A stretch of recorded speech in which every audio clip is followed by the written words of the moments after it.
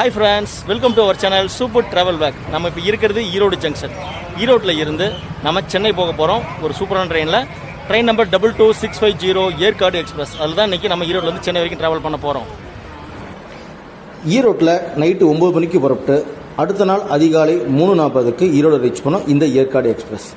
இது மொத்தம் எடுத்துக்க கிலோமீட்டர் பார்த்தீங்கன்னா 394 கிலோமீட்டர், 9 ஹால்ட்டு, 6 மணி நேரம் 40 நிமிஷத்தில் வெறும் 150 ரூபா ஜெனரல் கம்பார்ட்மெண்ட் டிக்கெட்டில் நம்ம ட்ராவல் பண்ணலாம். ஸ்லீப்பரில் ட்ராவல் பண்ணிங்கன்னா 275 ரூபா, தேர்ட் ஏசியில் ட்ராவல் பண்ணிங்கன்னா 720 ரூபாங்க.